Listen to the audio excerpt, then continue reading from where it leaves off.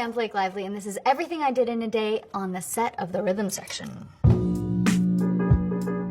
I play Stephanie Patrick, but I'm also known as Lisa, but also known as Petra, and that's what happens in like an assassin spy movie. You have so many different identities, and who is she really? From the time I signed on to the movie, just after I had my second baby, so I had 8 months to get in just like, you know, pretty crazy shape, and that was rock climbing, and it was defensive driving training, and exercising, and swimming, and just like, I don't know, I just eat donuts now, I can't remember that. I block it all out. So on an average day on set, I probably woke up at 5 a.m., but mostly because I was doing mama duty with my girls, have breakfast with them, hang out with them, work out with them, because I didn't want to wake up any earlier. I'm not Dwayne The Rock Johnson. I had to just get some sleep. So I would actually wake up and work out with my girls. So I would sort of use them as weights. Instead of wearing a weight vest, I got to wear my children. So after working out, I would eat some sort of steamed spinachy, something healthy with like a poached egg, but I would always have these cookies.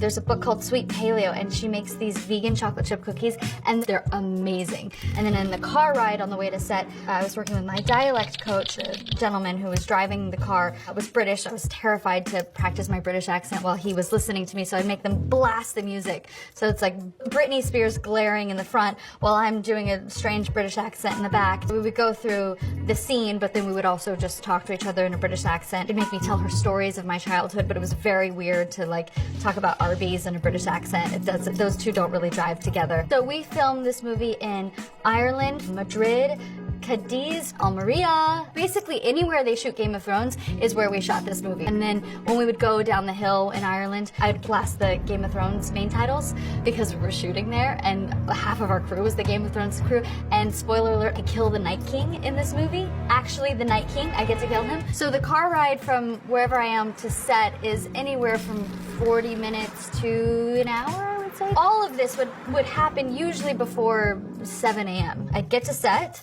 sit down in hair and makeup. I really didn't want to cut my hair, but I was wearing wigs, basically pixie cut wigs. So this amazing hairdresser would have to wrap all of my hair into this tiny wig wrap. I had prosthetics certain day. I had like these prosthetic eye bags. They would have waited a few years. They wouldn't even had to have had the prosthetics. We could have just shot right now. It would be perfect. So Vivian Baker, who's amazing, she's actually nominated for an Oscar this year for Bombshell. She's incredible. She could do my eye bags in 15 minutes, which is really amazing. And then the wig probably took 45 minutes. And then there was just a ton of detail work that they would paint on me, from, you know, cuts and scrapes to bruises to, I got a really bad hand injury on the set, so we actually had to sustain the injury for the whole production. They'd have to paint on bruises and blood every day, which is a really surreal experience. So when I was in hair and makeup, I was usually asking the hairstylist, Sam, to speak to me or to say my words in a British accent, because I noticed that dialect coaches, no matter how good they are, they sort of speak more beautifully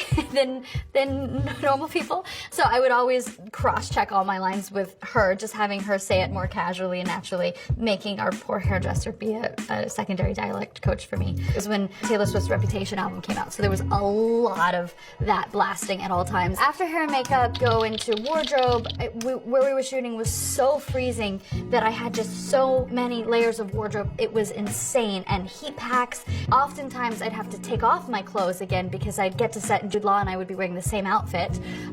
True story. So many times. We probably changed like 6 times. We're both in like a very similar green sweater and like brown corduroys or green corduroys. It was never had that experience before. And at this point we're probably at 8 a.m., 8:15 a.m. We usually oftentimes get to rehearse.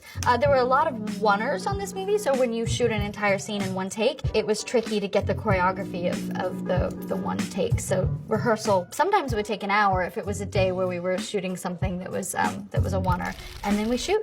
When you do one take, you're shooting one take all day long. So the car chase was one take, but we shot it for almost a week. What's special about this car chase, and I've never seen it in a movie before, you're in the car with me the entire time. So you are trapped, you're experiencing it as I am, rather than all these shots where you're seeing this cool driving. So it's really intense and scary, and our DP was trapped in the car with me. Our focus puller, who's making sure it stays in focus, is basically in like a luge situation, but he's strapped and he's in the trunk. He looks like a hostage, but he's there trying to pull focus while we're driving pretty nutty. So fight choreography was really exciting for me because who doesn't want to have the ability to kick someone's ass if you need to? If you need to, there is a fight that's one shot, which is especially tricky because you have to get the choreography exactly right and go hard enough where you're actually hurting each other a little, but not too much.